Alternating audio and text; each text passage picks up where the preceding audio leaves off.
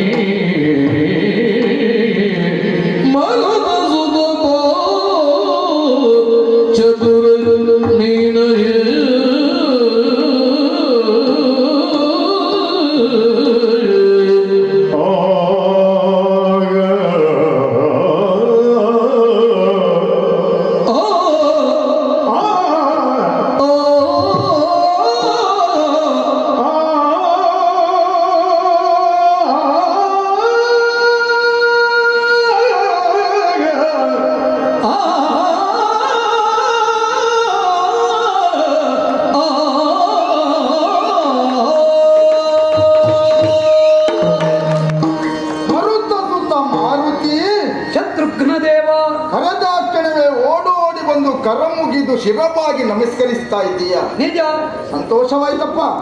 ಯಾಕಂತ ಹೇಳಿದ್ರೆ ನಿನ್ನ ಗುಣದ ಬಗ್ಗೆ ನಾನೇನು ಪ್ರತ್ಯೇಕವಾಗಿ ಇನ್ನೊಬ್ಬರಿಗೆ ಹೇಳಬೇಕಾದಂತ ಅಗತ್ಯ ಇಲ್ಲ. ಇಲ್ಲಿ ಇದ್ದವರೆಲ್ಲ ನಮ್ಮವರೇ. ನಿಜ, ರಾಘವನ ಭಕ್ತರು. ಎಲ್ಲರ ಬಾಯಿಯಲ್ಲಿಯೂ ಮಾರುತಿ ಅಲ್ವೇನಾ? ಅಂದ್ರೆ ಮಾರುತಿ ವಿಷಯ. ಅದು ಹೌದು, ಅದೇ ನಾನು. ಹಾಗಿರುವಾಗ ಇವತ್ತು ನಿನ್ನನ್ನು ವಿಶೇಷವಾಗಿ ಕರೆದೆ ಅಂತ ನೀನು ತಿಳ್ಕೊಂಡಿದ್ದೀಯ. ವಿಷಯ ಹೌದಪ್ಪ. ಆದ್ರೆ ಇಲ್ಲಿವರೆಗೆ ನಡೆದಿರುವಂತ ನಮ್ಮ ಅಶ್ವಮೇಧದ ಕೃತು ಯಾವ ರೀತಿಯಲ್ಲಿ ಸಾಂಗೋಪಸಾಂಗವಾಗಿ ನೆರವೇರ್ತಾ ಇದೆ, ಯಾವುದಕ್ಕೆ ಯಾವ ಅಡ್ಡಿಯಲ್ಲಿವರೆಗೆ ಆದದ್ದಿಲ್ಲ. ಆದದ್ದೇ ಹೌದು ಅಂತ ಆದ್ರೂ ರಾಮನ ಅನುಗ್ರಹದಿಂದ ಅದು ದೂರವಾಗಿದೆ. ನಿವಾರಿಸಿದ್ದೇವೆ ಅಲ್ವಾ? ಅದರಲ್ಲಿಯೂ ನಿನ್ನದ್ದು ಮಹತ್ ಕಾರ್ಯ ಉಂಟು. ಹಾಗಿರುವಾಗ ಇವತ್ತು ನಮ್ಮ ತುರಗ ಎನ್ನುವುದು ಜ್ಯೋತಿರ್ವೇದ ನಗರವನ್ನ ಸೇರಿದೆ.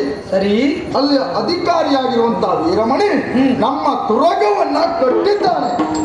ಕಟ್ಟಿದ್ದನ್ನು ಈ ಮೊದಲು ನಾವು ಯುದ್ಧ ಮುಖದಿಂದ ಬಿಡಿಸಿಕೊಂಡಿದ್ದೇವೆ ಅಲ್ವಾ?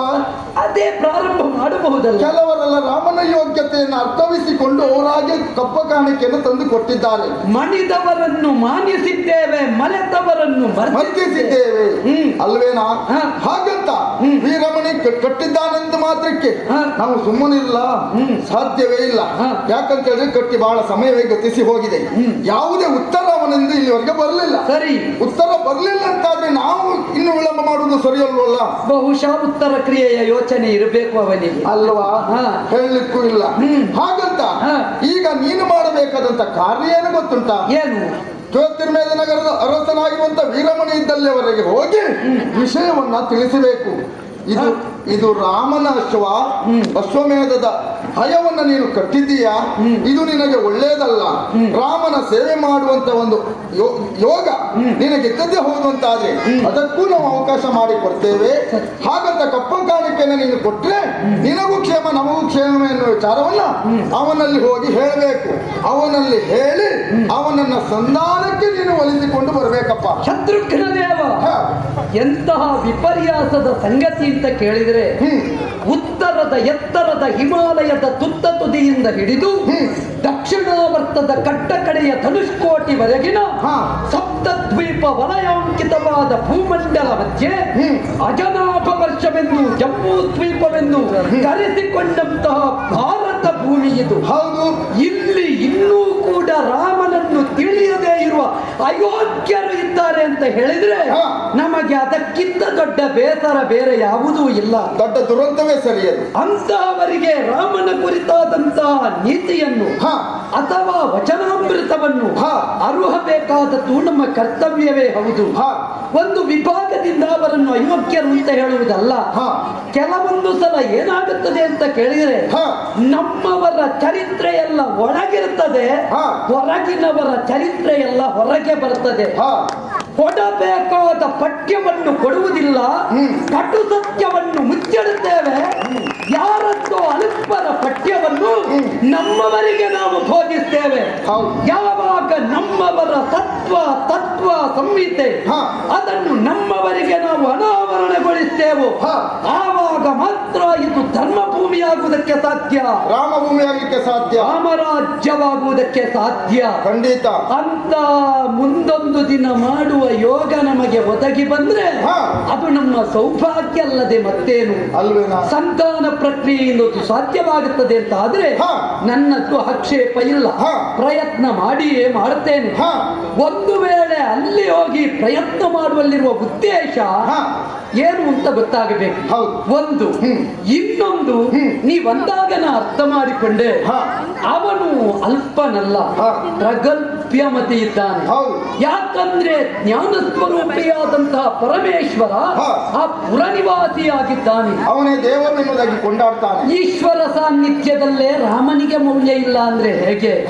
ಈ ಪ್ರಪಂಚದಲ್ಲಿ ಮೊದಲಾಗಿ ಕಳೆದೊಗೆಯಬೇಕಾದದ್ದು ಈಶ್ವರನ ಭಕ್ತ, ರಾಮನ ಭಕ್ತ, ವಿಷ್ಣು ಭಕ್ತ ಎನ್ನುವ ಭೇದ ಕಳೆಯಲ್ಪಡಬೇಕು. ಅಡ್ಡನಾಮದವರನ್ನು ಕಂಡರೆ ಉದ್ದನಾಮರಿದ್ದವರಿಗಾಗುವುದಿಲ್ಲ, ಉದ್ದನಾಮದವರನ್ನು ಕಂಡರೆ ಅಡ್ಡನಾಮದವರಿಗಾಗುವುದಿಲ್ಲ. ಇದರ ಪರಿಣಾಮವೇ ಯಾರ್ಯಾರೋ ಬಂದು ನಮಗೆ ನಾಮ ಹಾಕಿ ಹೋಗುವುದು. ಆದ್ದರಿಂದ ಈ ನಾಮಭೇದವನ್ನು ಕಳೆದು ಏಕಂ ಸತ್ ವಿಪ್ರ ಬಹುಧಾ ವದಂತಿ ಎನ್ನುವ ಸತ್ಯವನ್ನು ಯಾವಾಗ ಆರ್ಯಾವರ್ತದ ಪುಣ್ಯ ನೆಲದ ಸಮಸ್ತ ಬಂಧುಗಳು ಜಾತಿ ಮತ ಭೇದ ಮರೆತು ತಿಳಿಯುತ್ತಾರೋ ಆವಾಗ ಮಾತ್ರ ಬದುಕು ಸ್ಥಿರವಾಗುವುದಕ್ಕೆ ಸಾಧ್ಯ. ಅದಿಲ್ಲದಿದ್ರೆ ನಮ್ಮತ್ತು ಎಲ್ಲಿ ಉಂಟು ಅಂತ ನಾವು ಹುಡುಕಬೇಕಾದ ಸ್ಥಿತಿ ನಿರ್ಮಾಣವಾದೀತು. ಖಂಡಿತ. ಅದಕ್ಕೆ ನಾವು ಅವಕಾಶ ಕೊಡಕೂಡದು. ಪ್ರಯತ್ನ ನಾ ಮಾಡುತ್ತೇನೆ. ಮಾಡಿದ ಪ್ರಯತ್ನವಾದರೂ ನಾವೊಂದು ಎಚ್ಚರಿಕೆ ಕೊಡಬೇಕಾಗುತ್ತದೆ. ಅಂದ್ರೆ ಯಾಕೆ ಎಚ್ಚರಿಕೆ ಅಂತ ಕೇಳಿದ್ರೆ, ಅಯೋಧ್ಯೆ ಎನ್ನುವುದು ಚಕ್ರವರ್ತಿ ಪೀಠ, ಕೇಂದ್ರ ಸ್ಥಾನ.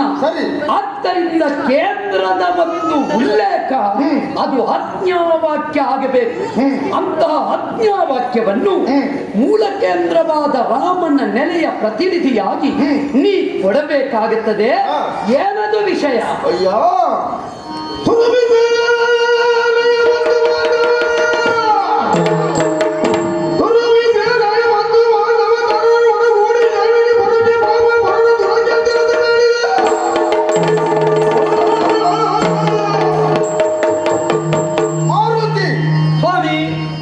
ನೀನಾಡುತ್ತಿರುವಂತ ಮಾತನ್ನ ಕೇಳುವಾಗ ಬಲಾರ್ಥದಲ್ಲಿ ನಾನು ತಿಳಿದುಕೊಂಡೆ. ಯಾಕಂತ ಹೇಳಿದ್ರೆ ಹರಭಕ್ತನಾಗಿರುವಂತ ವೀರಮಣಿ ಹರನೇ ದೇವರು, ಹರನೇ ನಮ್ಮ ಪುರದಲ್ಲಿ ನೆಲೆಸಿದ್ದಾನೆ. ನಿಜ. ಹಾಗಾಗಿ ನಮ್ಮನ್ನ ಯಾರು ಮಾಡ್ಲಿಕ್ಕೆ ಆಗುವುದಿಲ್ಲ. ಅವನಿಗೆ ಬೆಂಬಲ ಉಂಟು ಎನ್ನುವ ಹಮ್ಮಿದ್ರೆ ಅಲ್ವಾ? ಹಾಗೆಯೇ ಆತ ಎಲ್ಲಿಯಾದ್ರೂ ನಿನ್ನ ಸಂಧಾನಕ್ಕೆ ಒಪ್ಪಲಿಲ್ಲ ಅಂತ ಆದ್ರೆ ನೀನು ಸುಮ್ಮನೆ ಉಳಿಯಬಾರದು. ಏನು ಮಾಡಬೇಕು? ಅವನ ಪುತ್ರ ಮಿತ್ರ ಕಳತ್ರ ಬಾಂಧವರನ್ನ ಕಳೆದುಕೊಳ್ಳಬೇಕಾದಂತ ಪರಿಸ್ಥಿತಿ ವೀರಮಣಿಗೆ ಬರ್ತದೆ ಎನ್ನುವ ಎಚ್ಚರಿಕೆಯ ಮಾತನ್ನು ನೀನು ಹೇಳಬೇಕು. ಈಶ್ವರ ಇದ್ದಾನೆ ಅಂತ ಅವನಿಗೆ ತಲೆಯಲ್ಲಿ ಉಂಟು ಅಲ್ವಾ? ಅದಕ್ಕೆ ಉತ್ತರ ಉಂಟು ನಮ್ಮಲ್ಲಿ. ಈ ಶತ್ರುಘ್ನ ನಾಗಭೂಷಣನಿಗೂ ಅಂಜುವುದಿಲ್ಲ ಎನ್ನುವುದನ್ನು ನೀನು ತೋರ್ಪಡಿಸಬೇಕು. ಅಸ್ತು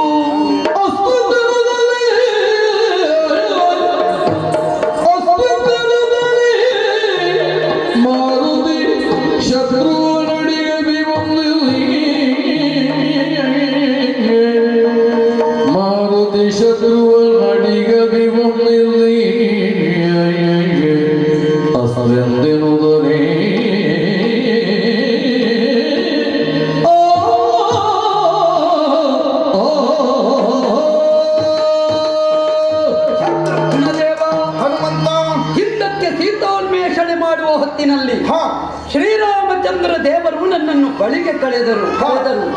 77 ಕೋಟಿ ಕಪಿನಾಯಕರು 18 ಅದ್ಭುತ ವಾನರ ಸೇನೆಯಿದ್ದು ಬೇರೆ ಬೇರೆ ತಂಡವಾಗಿ ತಾವು ಸೀತಾನ್ವೇಷಣೆಗೆ ಗಮಿಸಿದರು. ನನ್ನ ಮೇಲಿದ್ದ ಆತ್ಮವಿಶ್ವಾಸದಿಂದ ಬಳಿಗರೆದು ಕಿವಿಯೊಳಗು ಸುರಿದರು.